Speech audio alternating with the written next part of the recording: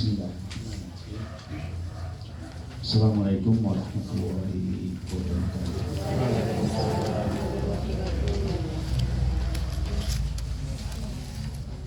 Hari Ibu Bapak sekalian, sebagaimana biasanya sebelum kita melaksanakan tahun lebih lanjut, kita awali dengan bersama-sama melanjutkan firman Allah. Hari ini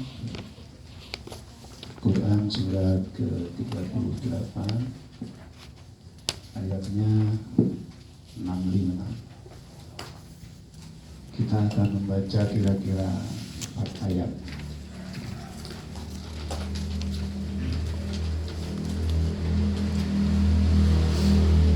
A'udzu billahi minasyaitonir rajim.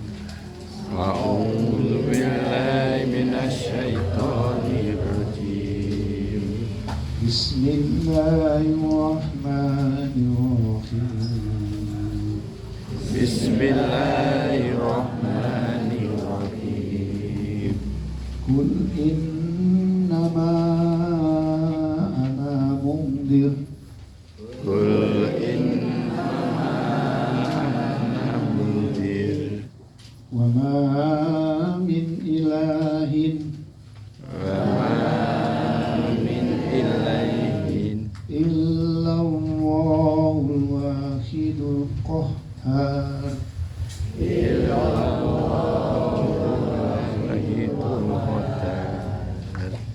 Rabbus samawati wal ardi. Rabbus samawati wal ardi. Wa ma bainahumal azizul ghaffar. Wa ma bainahuma azizul ghaffar.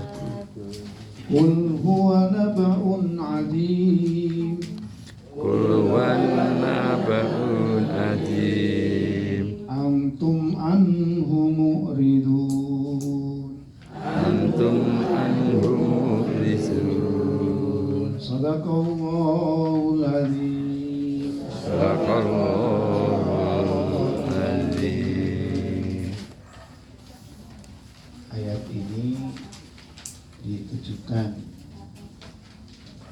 oleh Allah kepada baginda Rasulullah SAW.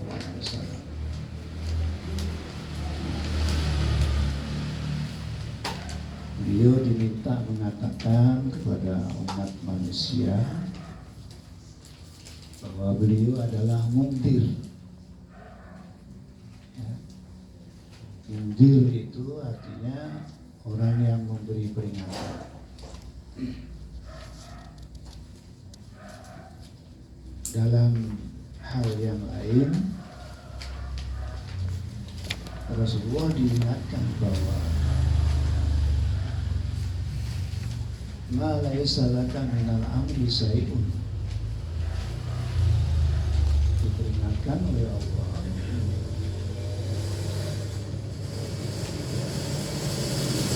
Apakah Allah akan mengampuni satu kaum atau akan menghadap satu kaum, itu alaisa bihi minal amri syai', kata Allah, itu bukan haknya. Itu hak Allah, apakah mau mengampuni atau mau menghukum. Nah, kita seringkali bertindak sebagai Allah gitu. Kita menghakimi, menghukumi orang lain. Itu enggak. Jadi Rasulullah kan juga manusia biasa. Ketika beliau melalui satu kabar gitu diminta mengirimkan da'inya ke satu kaum, beliau mengirim 70 orang da'i. Kata Tapi di tengah jalan dai ini seluruhnya dibantai, dibunuh. Karena itulah kemudian Rasulullah selama 40 hari setiap sholat subuh selalu membaca doa kunut. Dan kemudian diingatkan oleh Allah, bukan urusan Muhammad. Apakah Allah akan mengampuni mereka atau akan mengadab mereka, itu urusan kata. Karena itu Rasulullah berhenti, tidak membaca. Sampai suatu saat ketika cucunya mulai besar, karena doa kunut itu doa baik, doa yang baik, cucunya diajari. Terus para sahabat ada yang melihat, kemudian para sahabat melakukannya sampai di tempat kita hari ini. Ada yang melakukannya. Nah, memang sumber ajaran kita itu satu Quran, yang kedua hadis atau sunnah Rasulullah, yang ketiga asar sahabat. Sahabat itu orang yang bertemu langsung dengan Rasulullah. Lalu dia mengatakan, kita ikuti, sebagian besar mengikuti. Nah, kalau berbeda, ya memang berbeda. Tapi kita sebaiknya tidak melihat perbedaannya itu. Tidak melihat perbedaannya itu. Ya, kayak saya ini yang bingung, ibu-ibu nggak usah bingung, bapak-bapak nggak usah bingung. Istiqomah nih muhajirin, rasa kunutan. Kemarin hari Ahad yang lalu saya diminta hadir di pengajian Muhammadiyah PCM Badan Hukum. Ketemu ponakan saya itu, putranya Pak Haji Burhani itu, dia hadir. Saya udah datang duluan, ya. Karena Mas Sigit bilang jam 6 gitu, jam 6 saya masuk di sana di sekolah. Ponakan saya datang, loh, Ali Muhammadiyah. Aku ki Muhammadinu saya bilang. Muhammadinu. Jadi ya romer ini lah gitu ya, nyate. Ya, selala ya. Banyak hal-hal yang baik justru itu yang harus kita ambil. Ada teman saya Muhammadiyah pernah jadi pengurus tarjih di Jawa Tengah. Itu amalan ibadahnya kayak orang NU. Jadi kalau habis sholat tuh wiridan tidak lupa membaca doa untuk kedua orang tua. Malah sing wong ini ora tahu lancing malah salam melayu gitu. Atau kalau salam buka HP kan gitu, nggak tahu yang betul yang mana itu. Nah itu ibadah sekalian. Jadi kata kunci dari ayat ini adalah itu yang kemudian ya. Rasulullah itu hanya diperintah oleh Allah. Rabbus samawati wal ardh wa ma bainahuma. Pencipta langit dan bumi dan di antara keduanya. Tapi di sini Allah mengingatkan ya, bahwa Rasulullah itu membawa berita Al-Quran, tapi umat manusia itu antum anhum muridun, tapi orang pada umumnya orang-orang itu pada mengabaikan itu. Mengabaikan itu. Saya senang hadir di sini, saya pamerkan di pengajian Muhammadiyah PCM Badan Hukum itu, saya puji-puji ini karena kebetulan ada Pak Haji Samsudin. Jadi ada lagi Pak Samsudin bahwa luar biasa pengajian ini, istiqomahnya terus mudah-mudahan terus istiqomah. Tidak hadir di majelis ini hanya karena sudah dipanggil oleh Allah Subhanahu wa Ta'ala. Luar biasa. Di antara yang saya sampaikan, majelis ini sebelum kita talim, kita baca Al-Quran bersama-sama. Dan janjinya Pak Toto, ketuanya, pengajian ke depan diawali dengan baca Quran dulu. Alhamdulillah. Karena kalau nggak gitu, ya mudah-mudahan ini jadi amal jariah ibu bapak sekalian. Amin. Yang dilakukan oleh orang lain. Ibu bapak sudah nggak baca Quran, orang lain baca Quran, ibu bapak sekarang masih dapat pahala, insya Allah. Baik. Hari ini alhamdulillahirrahmanirrahim. Assalatu wassalamu ala asyrofil anbiya'i wal mursalin wa ala alihi wa ashabihi ajmain. Rabbi shrah li sadri wa yassir li amri wahlul 'uqdatam min lisani yafqahu qawli. Kita bersyukur Bapak sekalian Biqauli alhamdulillahirabbil alamin, atas nikmat Allah yang luar biasa. Di antaranya tadi dari sebutkan Mas Miftah berangkat ke Palembang, malamnya pengajian datang ke sini. Luar biasa. Kalau dalam dunia Islam, dunia tasawuf itu ya itu nggak aneh gitu ya. Banyak kiai-kiai itu orangnya ada di Indonesia tapi ikut sholat di Mekah yang gitu. Banyak orang ketemu sholat di Mekah. Ya, kita yang nggak punya ilmunya nggak nyampe gitu ya. Jadi gitu. Ibu mungkin pernah lihat video ya, atau pernah mendengar cerita ketika Umar bin Khattab itu meninggal dan setelah dimakamkan, orang-orang itu Ali bin Abi Thalib nggak pulang, masih berdiri di depan makam Umar bin Khattab. Beliau berdoa kepada Allah, ya Allah berikan kepadaku kemampuan untuk melihat apa yang terjadi di alam kubur itu. Saya ingin tahu bagaimana sahabatku yang sangar itu Umar bin Khattab ketika harus menghadapi malaikat Munkar Nakir. Doanya dikabulkan oleh Allah. Ketika Munkar Nakir datang menemui Umar itu, langsung diketak Umar gitu. Kamu siapa? Berani-berani mendatangiku. Nanyai aku lagi. Kamu nggak tahu siapa aku? Aku adalah sahabatnya kekasih Allah, Muhammad Rasulullah. Itu dua malaikat Munkar Nakir itu takut pulang menghadap Allah Subhanahu wa taala. Terus oleh Allah diberitahu, nek karo kuwi awakmu sing halus, hati-hati alon-alon. Ibu bisa aja, kita bisa aja ya. Mudah-mudahan malaikatnya tahu bahwa di hati ibu bapak sekalian itu ada Allah gitu loh. Ada bacaan Al-Quran. Masa yang di dalamnya ada Allah mau dikebuki? Ya tidak mungkin gitu ya.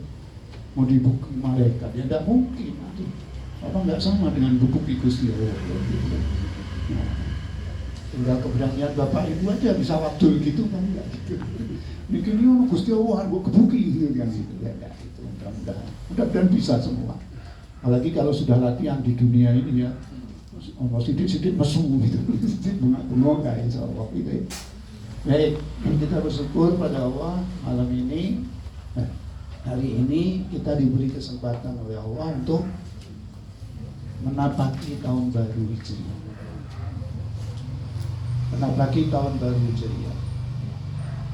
Banyak yang bisa disampaikan tentang pergantian tahun Hijriah ini. Atau banyak yang bisa disampaikan terkait dengan momen hijrah ini. Saya mohon maaf, ya ini sebentar tulis itu lebih banyak.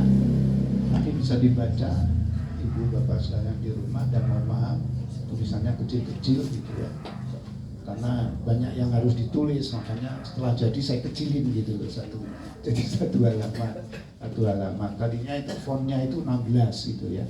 Saya jadi berapa ini? 11 atau 12, 10 kayaknya. 11 ya, 10 ya fontnya.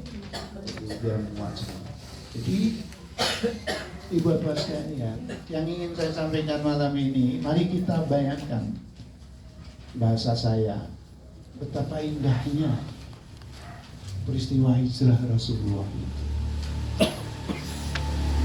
Ada dua yang saya sampaikan, betapa indahnya itu dan betapa agungnya peristiwa hijrah itu. Peristiwa hijrah ini sangat agung karena kemudian ketika umat Islam itu ingin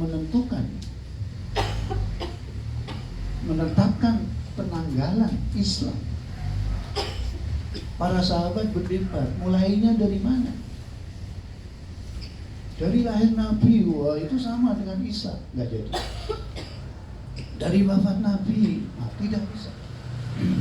Jadi maksudnya juga artinya kalau dari wafatnya itu kayak kurang bermakna.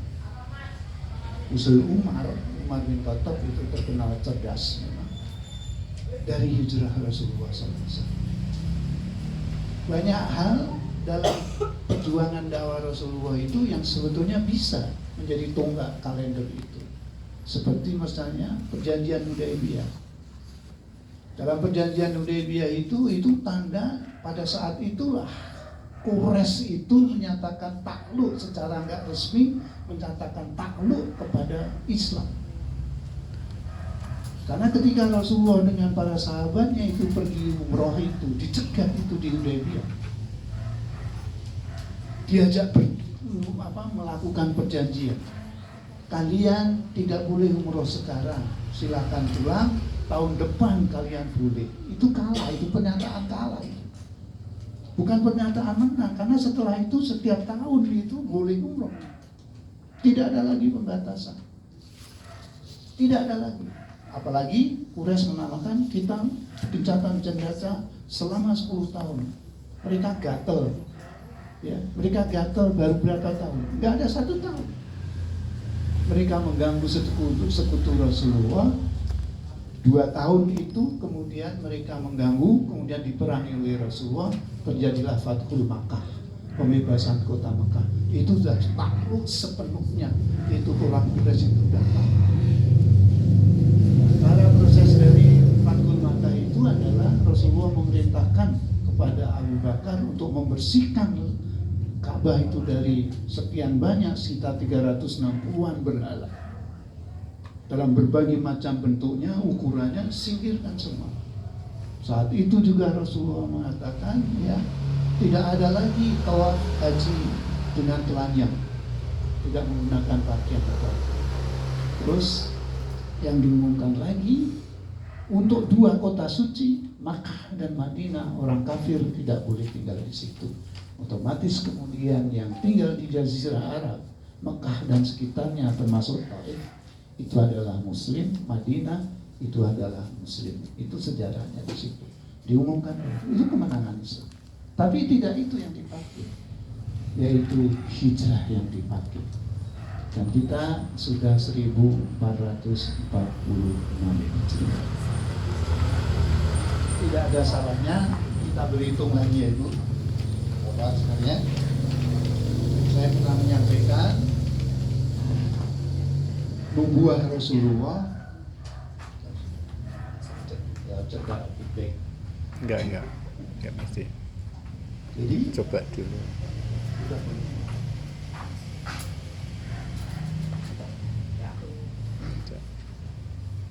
tutupi ini.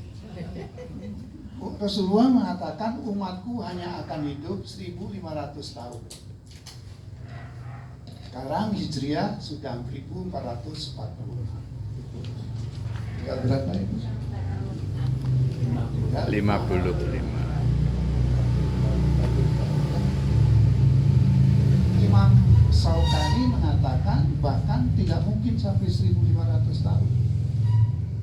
Ya, tidak mungkin sampai 1500 tahun, paling-paling 1470.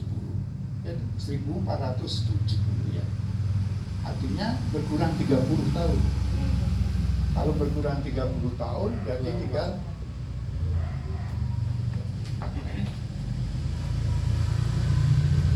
ini kayak Mas Miftah ini harus segera itu menikah lagi gitu ya. Jadi punya kesempatan untuk masnah gitu ya.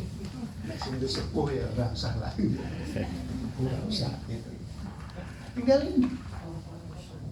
Nah, saya selalu menyampaikan ini kepada murid-murid saya, yang akan kita percayai, yang akan kita gunakan mana kalau tidak kalender Hijriah ini? Ya kalender Hijriah ini. Para ahli sejarah khususnya bahwa peradaban itu paling lama hidup hanya sampai 100 tahun. Nah, hari ini sudah 100 tahun. Dimulai dari mana? Dimulai dari hancurnya Turki Utsmani itu 1924. Hari ini sudah 24, sudah 100 tahun. Hitung tahunnya sudah. Nah, sekarang apakah kita melihat gejala-gejalanya bahwa peradaban hari ini akan berubah, akan berganti? Bahwa semua ramalan, bukan ramalan ya, semua perhitungan para ahli itu nanti mulainya dari Palestina sana. Dari Palestina sana Ya, itu Imam Mahdi akan muncul dari sana, kemudian yang dekat dari situ Palestina, kemudian ke timur sedikit ini, ya Palestina di sini, ke timur sedikit ini kan Sam Suriah. Sam itu dulu Rasulullah sampai Sam. Sam itu terdiri dari Yordania, kemudian Beirut, kemudian Palestina dan Suriah. Di Suriah ini nanti di Damaskus ada Masjid Umawi, disitulah letak Menara Putih yang semua diyakini Isa akan turun dari lewat Menara Putih itu kemudian menuju Palestina. Sangat dekat itu, sangat dekat. Jadi dulu Rasulullah juga perjalanan lebih jauh datang dari situ ke ini. Nah, itu kata saya. Jadi ya apa lagi? Kalau kita ini yang memperbanyak ibadah adalah landasannya dari ayat ini. Ayat yang pertama itu. A'udzubillahi minasyaitonirrajim. Innal ladzina amanu wal ladzina hajaru wa jahadu fi sabilillah ulaika yarjuna rahmatallah wallahu ghafurur rahim.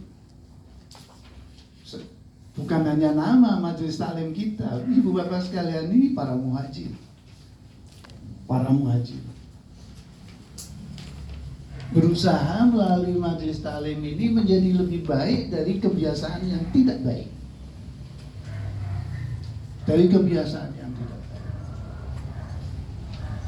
Melalui majelis taklim muhajirin ini kita hari ini berjuang.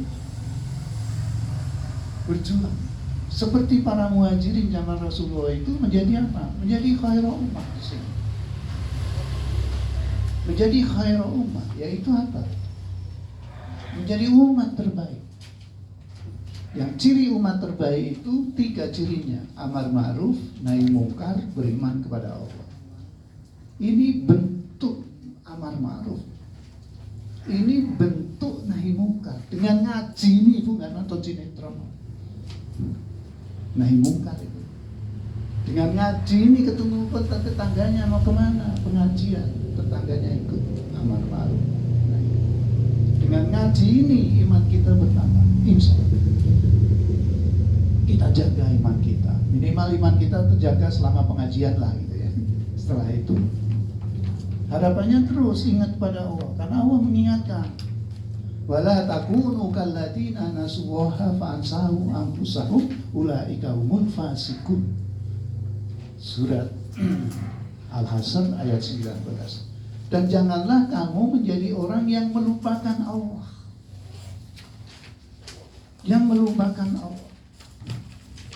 Nanti kamu akan lupa dirimu sendiri. Dan kamu akan menjadi orang fasik. Saya nggak tahu filosofinya, kenapa Jumat malam Sabtu pengajian ini. Pak Haji Sang bisa menjelaskan. Mungkin akan lebih bagus kalau malam Ahad gitu. Orang mingguan. Karena pada umumnya malam Ahad tuh kita lupa sama Gusti Allah itu. Tidak jalan-jalan kemana, lihat apalagi ke mall, bapak-bapak pada lihat buku, lihat macam-macam gitu. Jangan. Untungnya saya itu nggak pernah punya agenda malam minggu, karena nggak pernah punya duit gitu. Nggak pernah punya duit. Ya itu akhirnya alhamdulillah itu keberkahan nggak punya itu di situ. Nek punya nyanyian tekan ngerti-ngerti. Ini apa saya? Kita menjaga hati itu dengan bahagia ini. Saya kalau nggak ngaji ini, saya mau apa? Paling-paling baring-baring gitu ya. Karena ada cucu, guyonan cucu, nanti cucunya tidur, saya buka HP gitu. Buka HP yang moconnya surah ketok gitu. Ya, itulah ibu apa sekali. Jadi, tapi nggak usah dirubah, udah begini kok. Ya nanti kalau ada orang datang Jumat malam Sabtu malah kecele kan gitu. Kecele gitu biar aja ini. Tapi mesti filosofinya harus ada, itu harus ada filosofinya. Kenapa malam Sabtu? Gitu. Kenapa nggak malam Ahad? Karena kita di Indonesia ini malam Minggu itu kita tenanan itu loh, malam Minggu gitu ini. Tenanan gitu. Saya sejak selesai kuliah, nikah, istri saya sini itu minta jalan-jalan. Kalau malam Ahad nggak pernah saya. Nggak bisa jalan, saya bilang gitu. Nggak bisa jalan, mau ke Simpang 5 itu nggak bisa jalan. Nggak bisa. Mau jajan nggak ada parkir. Nggak percaya saya ajak jalan-jalan. Habis itu nggak pernah. Nggak pernah. Itulah manusia. Ya, kembali saya ingin cerita. Itu kan dari situ indahnya.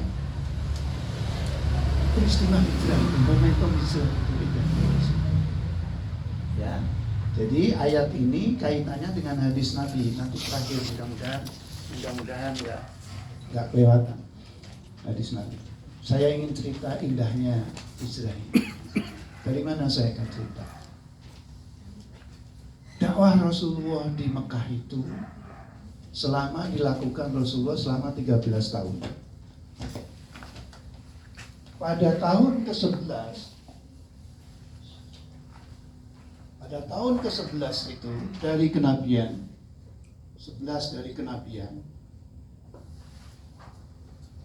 Rasulullah ini setelah beliau itu mengalami tahun ke-10-nya itu Amul Husni, tahun kesedihan yang kemudian beliau di Isra Mi'rajkan oleh Allah, suruh ketemu Gusti Allah, dihibur oleh Rasulullah, oleh Allah Subhanahu wa Ta'ala. Terus tahun ke-11 pada musim haji itu beliau pergi dari Mekah itu ke Aqabah. Yang pernah tidak ke sana itu Aqabah itu dulu ya, itu bentuknya begini. Sumur itu bentuknya separuh. Nah, maktab orang Indonesia itu dari sebelah sini. Ini di luar Mina. Nah, untuk menuju sini, ya menuju Mina, ini Mina, kita itu lewat dua terowongan itu, yang namanya Muaisim itu. Nah, kemudian di sini Jamarat Aqabah, di sini Wusta, di sini Ula, Wusta, dan Aqabah. Ini yang dekat dengan mata di sini. Sekitar 7 kilo. 7 kilo itu ya kalau 1 jam itu 1 kilo itu 1/4 jam, berarti sekitar 1,5 jam jalan kaki. Dari Mekah ke mana? Mina itu 7 kilo, makanya banyak yang tanazul, yang keluar dari rombongan, kemudian tanggal 8-nya itu 8 Zulhijjah mereka ke Mina dulu. Mereka mabit di Mina, terus nanti tanggal 9-nya pagi jalan ke Arafah. Sampai di Arafah duhur mulai wukuf itu. Mereka mulai wukuf. Kalau kita kan malam 8 ke malam 9 diangkut bis ke Arafah. Malam itu tidur, terus pagi siang kita mulai mabit itu. Nah, Ibu Abah sekalian, ini ya beliau itu dari Mekah itu datang ke sini di sekitaran Jamarat ini. Di sekitaran apa? Di sekitaran Aqabah ini, ya, Jumrah Aqabah ini, minta tolong pada pamannya Abbas itu, minta tolong pada pamannya Abbas bin Abdul Muthalib untuk menyampaikan permohonan kepada orang-orang Yatsrib yang waktu itu yang pergi haji. Tolong sampaikan, aku ingin ketemu mereka. Alhamdulillah, cara sembunyi-sembunyi mereka, karena tetap diawasi oleh orang kafir Quraisy, mereka bertemu Rasulullah. Pada yang pertama ini, tahun ke-11 ini, ada 7 yang masuk Islam. Terus pada tahun ke-12 kenabian ada 70 yang masuk Islam, dan pada tahun ke-13 ada sekitar 120 yang masuk Islam. Di mana indahnya itu Bapak sekalian? Indahnya itu adalah Rasulullah sebelum diizinkan hijrah ke Madinah, Gusti Allah sudah menyiapkan penolongnya, yaitu kaum Ansor. Maka begitu beliau tiba di Madinah, mereka disambut. Tala al-badru alaina min saniyatil wada wajaba syukru alaina mada ilaika. Itu sambut. Nah, saya 2 kali itu dipanggil acara berikutnya, acara inti pengajian yang akan disampaikan oleh, disebut saya itu Bapak Kiai Haji Kiai Berandes itu. Ali bocah yang MPD, saya berdiri mau jalan tolak saya turun lagi, saya duduk lagi. Itu di pertama itu di situ di musolanya Pak Haji Irsan itu lagi. Terakhir kemarin di Masjid Pentul itu malam Ahad kemarin Selatan. Ini saya mau duduk lagi, mau duduknya ngelantai gitu, ngel gitu. Ya, terus saya jagong gitu. Tapi saya jelaskan, besok lagi jangan begitu, saya nggak pantas. Tola al-badru telah terbit rembulan, kan gitu. Saya wajah saya boro-boro kayak rembulan, petang ora jelas. Saya bilang gitu. Rasulullah siapapun melihat wajahnya luar biasa. Ibu-ibu orang Quraisy itu yang masih kafir itu pesan sama suami dan anaknya, jangan sekali-kali kamu ketemu Muhammad. Kalau kamu lihat wajahnya, kalau kamu dengar ucapannya, kamu akan ikut dia. Akan ikut dia. Gimana kan? Itu Rasulullah luar biasa. Sekarang kurang apa kita akan itu? Untuk untuk mengagungkan beliau tanpa merendahkan, misalnya tanpa mengabaikan Allah. Tentu Allah yang berikut. Indah kan Bapak sekalian? Indah banget. Gusti Allah nggak main-main. Itulah Allah. Kerjaan Allah itu gitu. Nyuruh memfasilitasi, nyuruh ngaji. Allah perintahkan ketuk hatinya Bapak Ibu Samsudin Falak untuk menyediakan ini. Bapak Haji Samsudin Hamidi mengatur Mas Miftah. Ini luar biasa Mas Miftah itu. Saya mau gelem ngaji loh. Ini zaman akhir orang ini. Saya mau ngaji. Bagi situ ora teko ya maksud saya. Dan dia itu pinternya itu ngomong Bapak Ibu itu loh, Masya Allah.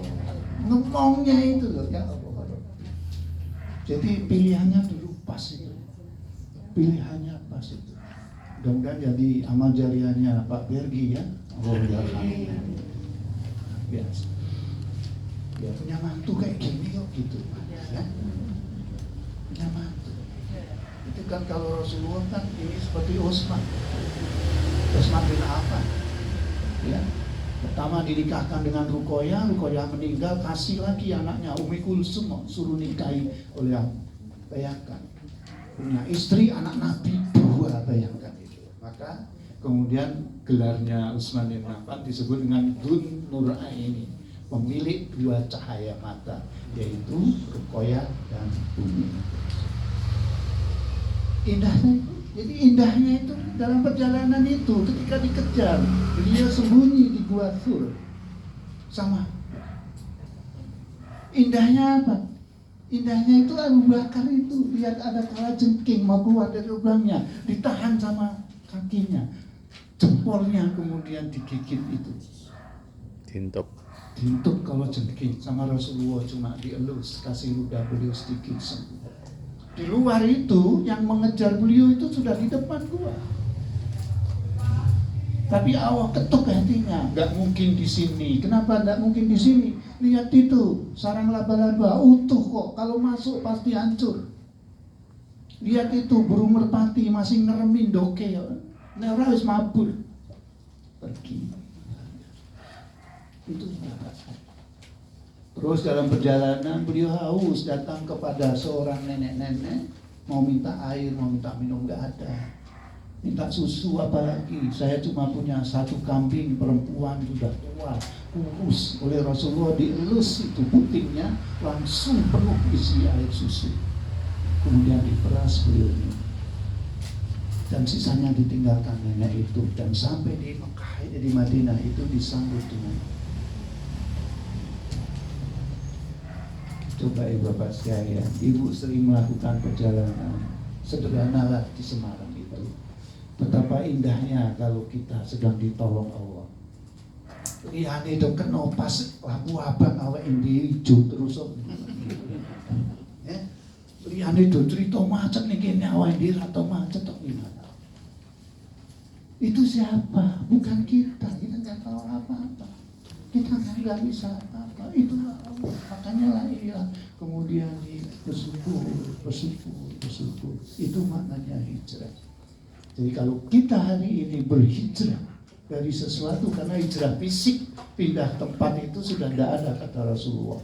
Hanya zaman saya ada pindah dari satu daerah ke daerah lain, dari satu kota yang lain sekarang tidak ada. Yang ada itu hijrah hati, hijrah keyakinan, kemudian hijrah perjuangan tadi. Tadinya begini, negatif jadi positif, tadinya negatif jadi positif. Itu kita hijrah. Sehingga ini ngomongi wong berubah jadi ndongake wong gitu. Yang biasanya kemudian dendam sama orang, memaafkan pada orang dan seterusnya. Itu jihad itu jihad itu. Dan ayatnya mengatakan hanya boleh itu lakukan itu yarjuna rahmatullah, hanya berharap rahmat dari Allah. Dari situ kita akan diampuni dosa-dosa kita. Wallahu ghafurur rahim, dan kita akan terus diberi kasih sayang oleh Allah Subhanahu wa ta'ala.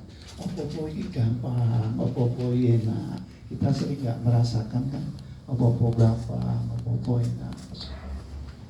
Luar biasa. Itu indahnya itu. Jadi mulai Bait Aqabah, kemudian setelah Bait Aqabah itu orang-orang Madinah itu pada pulang itu Rasulullah mengutus sahabatnya Mus'ab bin Umair itu 1 tahun berada di Yathrib, ngajari Al-Quran, ngajarin Islam. Mus'ab bin Umair ini yang terkenal ketika perang Uhud itu beliau gugur, itu pakaiannya itu tidak cukup menutup jenazahnya. Kalau ditutup kepalanya, kakinya kelihatan, ditarik ke bawah, kakinya ditutup, kepalanya kelihatan. Akhirnya oleh Rasul, ya sudah adanya itulah Umar bin, ya Mus'ab bin Umair itu. Jadi itu luar biasa, sangat indah. Terus dari situ luar biasa. Jadi Allah itu kerjaannya begitu. Mulai dari ketika Allah itu menciptakan Adam, dan kemudian apa setelah diciptakan ma'alama Adam al-asma'atullah. Allah kemudian mengajari Adam itu sebagai apa? Karena khalifah harus punya ilmu, diajari asma. Syarat pemimpin di sini adalah pintar, punya ilmu. Nek pemimpin itu hau-hau gitu ya, naudzubillah dalik lah gitu ya, berambil ilmu itu naudzubillah. Nah, ibu bapak sekalian, tadi saya bilang kaitannya ayat itu dengan hadis Rasulullah apa? Setelah nanti sampai di Madinah, disambut ini, semua penduduk Madinah berebut, tinggal di tempat saya aja. Rasulullah kemudian mengatakan, biarkan unta ini nanti menunjukkan tempat di mana saya tinggal. Unta beliau jalan kaki, kemudian berhenti di satu tanah lapang, kemudian dia berhenti di situ. Ini tanah siapa? Ternyata tanahnya anak yatim, kakak beradik, oleh Rasulullah dibeli. Disitulah beliau membangun rumah dan masjid. Masjid yang di kemudian hari kita mengenalnya Masjid Nabawi. Kalau ibu bapak sekalian melihat makam Nabi, ya, makam Nabi dengan membayangkan, karena kita nggak lihat langsung begini, membayangkan rumah Rasulullah itu hanya cukup untuk makam beliau, makam Abu Bakar, makam Umar, itu seberapa besarnya. Itu rumah beliau. Terus di sampingnya jejer Aisyah, Saudah, kemudian Zaidah, Saudah atas, kemudian Ummu Salamah, kemudian Hafsah dan seterusnya. 9 istri beliau itulah. Nah, yang mau poligami mestinya begini gitu. Karena Rasulullah punya tradisi, ya. Setiap subuh itu selalu mendatangi istri-istrinya. Bagaimana kabarmu hari ini? Ada yang bisa saya bantu? Semuanya menjawab, alhamdulillah baik. Nggak ada Rasulullah, nggak ada yang perlu dibantu. Karena memang nggak ada apa-apa. Nggak ada apa-apa. Itu aja. Saya pernah cerita begini sama almarhum, Allah yarham, almarhumlah Pak Rafiq Anwar. Saya cerita begini, beliau menangis. Kenapa beliau menangis? Istrinya dua. Yang satu diberikan toko ada Serondol, yang satu di Puspawarno. Mohon maaf Bapak, kenapa Bapak menangis? Saya nggak bisa begitu. Kenapa nggak bisa? Dari bojoku si Cining Serondol, si Cining Puspawarno. Aku nek ngorone omah siji wis ora ben 10 menit. Wis waktu duha kan gitu kan. Jadi itu dibataskan.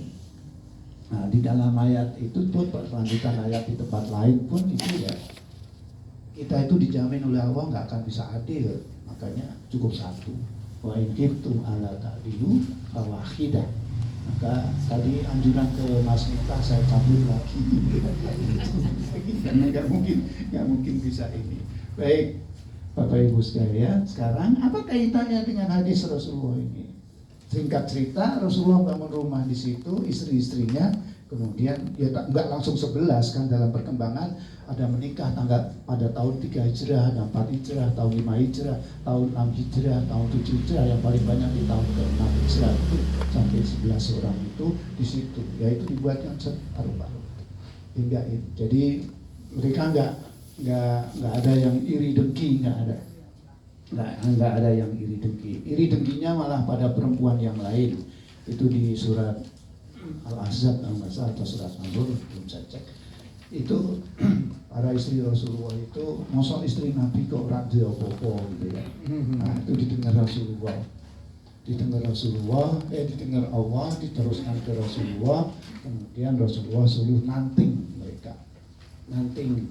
Kalau kamu mau minta dunia, saya berikan, tapi saya cerai. Tapi kalau kamu minta surga, tidak akan saya berikan. Kamu tetap sebagai ummul mukminin. Semua sepakat itu minta jadi ummul mukminin. Ummul mukminin. Karena tidak pernah nyata. Jadi di situ rumah beliau yang sekarang ya, baik gambarannya ya makam itulah sebesar itu. Makam Rasulullah itu. Makam Rasulullah, karena itu unik. Ketika Rasulullah wafat, semua bingung dimakamkan di mana. Sampai Abu Bakar mengatakan itu bahwa Rasulullah pernah mengatakan Nabi itu ketika meninggal dimakamkan di tempat dia meninggal. Nah itu persis di tempat tidur Rasulullah itu. Rasulullah kemudian minta izin Aisyah setelah itu selesai semua, kemudian Aisyah pesan, nanti di sebelah Rasulullah itu untuk makam ayahku. Nah, Umar ketika khalifah melihat masih ada sisa, bolehkah aku di situ? Aisyah silakan Umar. Aisyah sendiri di makam baki, kuburannya di makam baki, tidak di rumahnya itu. Itulah. Nah, hadisnya Rasulullah setelah hijrah di Madinah itu ada yang memberitahu sahabat Rasulullah, ada penumpang gelap. Penumpang gelap gimana? Ada orang hijrah itu tidak karena Allah dan Rasulnya. Memang karena apa? Dia ingin mengikuti perempuan yang ikut hijrah. Dia ingin mengikuti perempuan yang ikut hijrah. Maka orang itu kemudian disebut oleh Rasulullah muhajir Ummu Qais. Perempuan itu namanya Ummu Qais. Ada yang mengatakan kalau namanya Ummu itu berarti janda. Karena kalau di Arab itu pasti Ummu itu merujuk pada anaknya. Abu itu merujuk pada anak. Rasulullah dipanggil Abu Qasim karena anak yang pertama namanya Qasim. Abu Qasim. Nah ini Ummu Qais. Anaknya namanya Qais, suaminya dia udah bercerai dari suaminya. Maka Rasulullah mengatakan innamal a'malu binniyat wa innamal likulli imri'in ma nawa. Faman kana hijratuhu ila Allahi wa rasulihi wa hijratuhu ila Allahi wa rasulihi. Faman kana hijratuhu ila dunya yusibuha aw imraati yankihuha fa hijratuhu ala ma hajara ilaihi. Rawahu Bukhari Muslim dan 4 imam hadis yang lain. Artinya apa, Ibu Bapak sekalian? Hadis ini menekankan pentingnya yang itu. Nah, ayat tadi sejalan dengan ayat Allah, firman Allah itu, innal ladzina amanu wal ladzina hajaru wa jahadu ulaika yarjuna rahmatallah. Orang-orang yang beriman dan orang-orang yang berhijrah dan berjihad itu, mereka itu hanya berharap apa? Yarju itu berharap rahmat Allah. Gak berharap yang lain. Rahmat Allah. Berharap rahmat Allah. Lah ini tidak. Maka para ulama, kalau ibu bapak sekalian punya hadis arba'in yang ditulis oleh Imam Nawawi, di situ dijelaskan ada syaratnya, ada penjelasannya. Niat itu sepertiga dari iman. Yang namanya iman kan diucapkan dengan lisan, dikuatkan dalam hati, dan diamalkan. Nah, ini dikuatkan dalam hati itu diyakini, diimani. Jadi niat itu sepertiga dari iman. Sepertiga dari iman. Nah, niat kata Imam Nawawi itu menentukan jenis satu ibadah. Ibu bapak sekalian, sama-sama rokaat 2 zuhur, sholat 2 rokaat. Kalau niatnya sunnatan, ya sunnah. Kalau niatnya fardu, ya fardu. Tentu dari niat ini menentukan pahalanya. Tentu yang fardu pahalanya lebih besar daripada yang sunnah. Dari niat ditentukan apakah sholat ini diterima atau ditolak. Kalau tidak lillahi ta'ala, tidak akan diterima. Kalau tidak lillahi ta'ala, tidak diterima. Nah, itulah ibu bapak sekalian, kembali indahnya Islam itu, ya, indahnya Islam itu.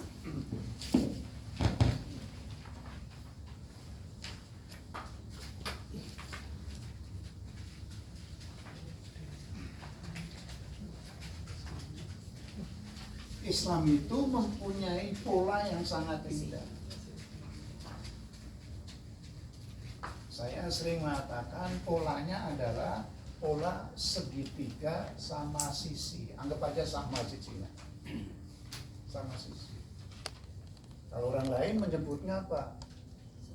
3 ujung, triangle itu. Enggak, sisi 3 sisi. Yang pertama adalah sisi iman di sini. Yang di sini syariat, yang di sini akhlak, iman atau akidah. Beberapa kali saya sudah sampaikan ini.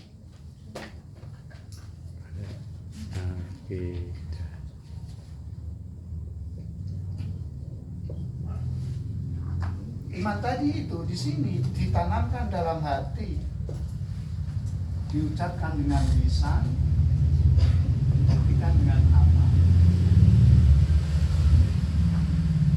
Inilah Islam. Artinya kemudian sederhana, tak cukup sholat no, tak cukup.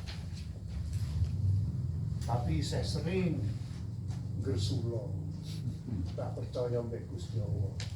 Jadi Gusti Allah itu sayang. Aku bolak-balik poso, bolak-balik sholat, ora jopo, ora jopo. Tidak cukup berbuat baik. Ya, tidak cukup beramal. Ini harus dikemas dalam satu. Karena itu melalui majelis taklim ini mestinya kita harus perhatikan 2 pendekatan, dan pendekatan yang pertama how, boleh ditambah how to, ini bicara cara, ini bicara. Kalau cuma ngomongin ini tuh gampang. Sholat tahajud dino 12 rakaat itu gampang. Tapi apakah ada pengaruh sholat tahajud itu di dalam hatinya di sini? Iki sing angel. Saya panjenengan mengatakan nek ngomong pinter ini belum karuan hati ini kan.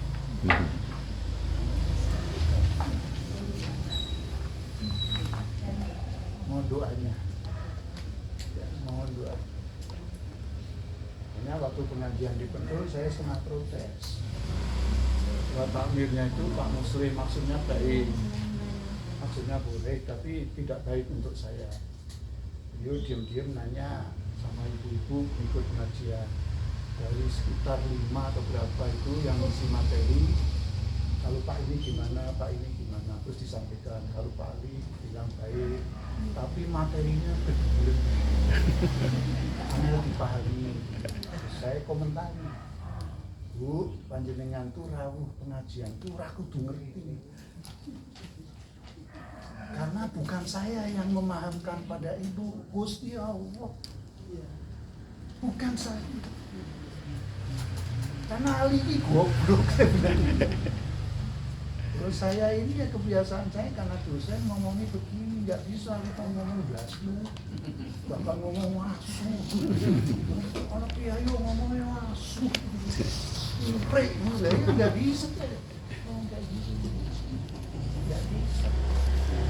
Ya ada tata keramanya orang aku naik tuh naik kiai itu bebas ngomong menurut saya. Karena memang sekarang begitu. Dan saya menegaskan itu bahwa saya mulang ngaji tidak mengikuti keinginan jamaah.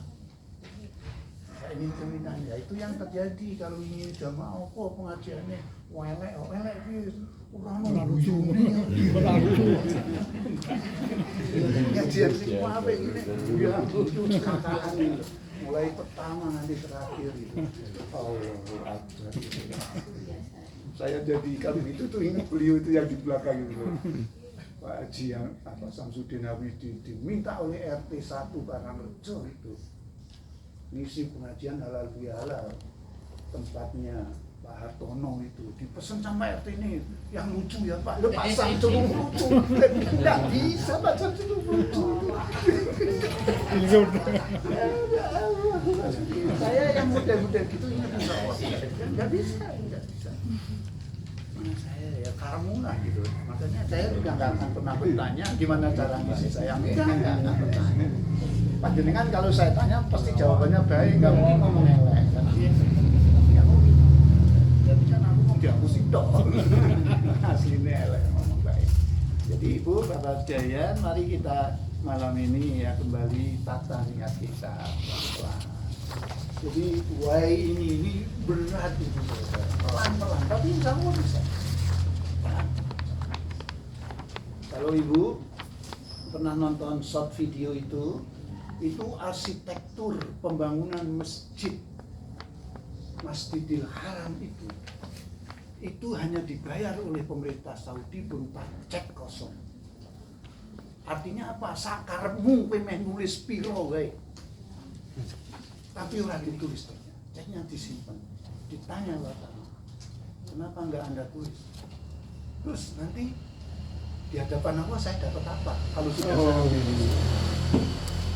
di hadapan Allah saya dapat apa? Itu abot Bu, abot. Tapi perlu lihat, perlu dari yang sedikit. Yang saya pernah matur, nek ono panganan ning omah, Ibu sengaja nyimpen mulai aku nek pas pengen tani ngerti-ngerti wis ilang wis ana sing mangan alhamdulillah ora kudu aku sing ngentekke kan ngono kudu ora malah nesu ora malah nesu namanya hakikat makanan kan harus habis. Dan kalau kita kemudian lupa nggak jadi makan terus busuk mubadir, siapa yang berdosa? Siapa yang berdosa? Pengajian Muhammadiyah saya dikasih teh manis besar dalam gelas sama air putih produk Indomaret. Saya bilang ini nggak akan saya minum karena apa? Terlalu banyak, nggak habis mubadir. Saya yakin, dalam hati saya nggak saya sampaikan, saya yakin Muhammadiyah nggak percaya keberkahan kiai, apalagi saya bukan kiai kan. Kalau Pak Muhammadiyah percaya keberkahan kiai kan mesti rebutan ini kan, rebutan nanti utah malah orang mesti ngombe kan. Ya, terus ini air putihnya saya nggak minum karena ini produksi Indomaret, saya bilang ikut, saya nggak mau. Ternyata Muhammadiyah punya air kemasan sendiri. Ya, kita mulai dari situ. Nah, kecuali air yang suka ibu berikan pada saya itu air minum obat itu ya, air minum obat itu beda ya. Nah, saat itu kita niatkan untuk menjadi lebih sulit. Jadi ibu bapak sekalian terakhir punya tugas yang berat, ayat terakhir itu ibu bapak sekarang kita semuanya punya kewajiban melahirkan generasi khairul. Ibu bapak sekalian pirsa berapa sahabat Rasulullah yang ikut hijrah itu 70 orang. Gambarannya tahu nggak siapa mereka itu? Mereka itu orang-orang bahasa anak sekarang saya juga nggak tahu namanya, artinya apa? Apa Mas Miftah? Artinya culun tuh.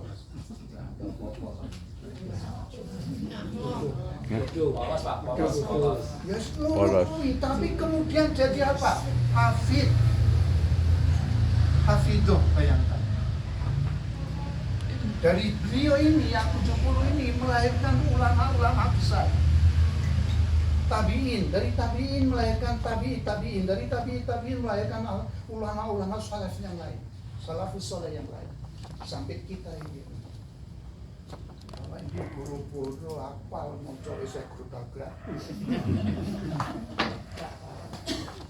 Tapi jangan kecewa, itu Gusti Allah menghargai.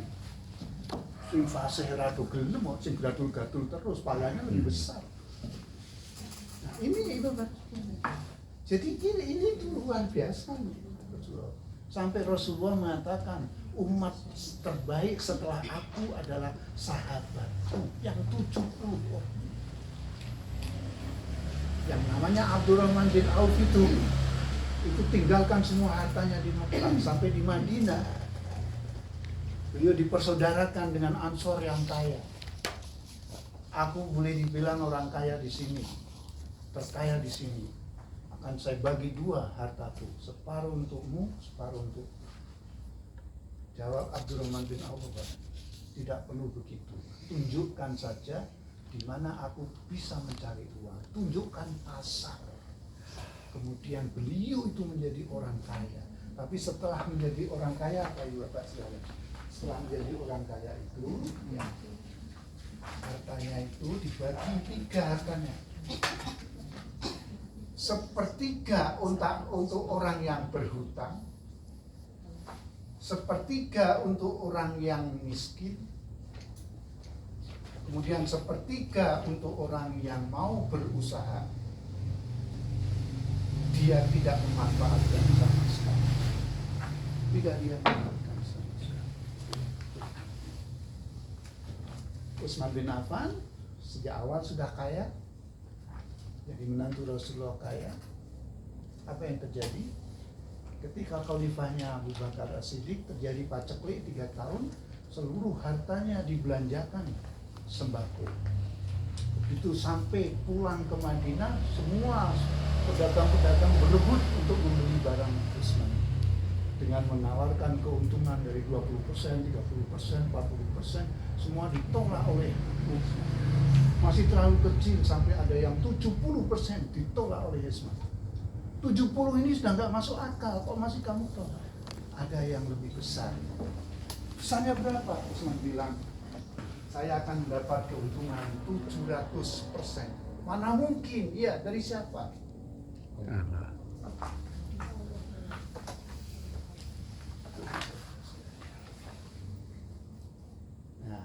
menanamkan begini itu yang bawah.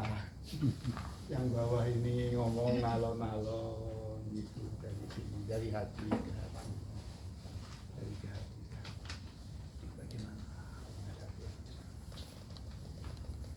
Apalagi kayak saya pensiun ini kan, ya, saya udah belajar ujiannya lebih berat ketika pensiun. Ya, saya udah nggak dianggap kok. Nggak nggak dianggap kok. Kalau toh ada yang mengatakan saya pinter gitu, wis pensiun kok nek dia Pak. Tidak ada gunanya kan, tidak ada gunanya. Jadi itu, ya, makanya masih ngaji. Ini yang benar. Kalau itu asal dilakukan hal itu kalau dirasakan terus menerus terampil. Panjenengan nek ngaji dino suwi lancar. Terus dino suwi lancar. Ya Al-Qur'an itu makhluk Allah juga memahami siapa kita. Cucu saya yang ikut saya hari ini itu kalau nangis itu, kalau pas maaf itu, kalau pas itu kan nggak nyaman itu terus bersihnya ibunya halus, nanti bersihnya itu pelan, anaknya wis kadung nangis terus nih nanti pasang pampers juga ini. Kalau nangis saya sempat lihat apa dek dikit langsung dia terus nanti saya gendong, saya jalan-jalan agak lama saya kasihkan. Dia tahu. Sekarang menjelang 4 bulan lebih tahu lagi. Saya bilang kakek dek dan senyum gitu.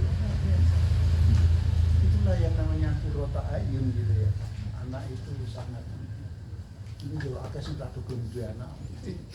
Kalau dia anak dipateni gitu. Dibuang di tempat sampah gitu. Itulah ibu bapak sekalian. Ya. Jadi nanti ini didalami, tapi ya kira-kira sama seperti itu ya.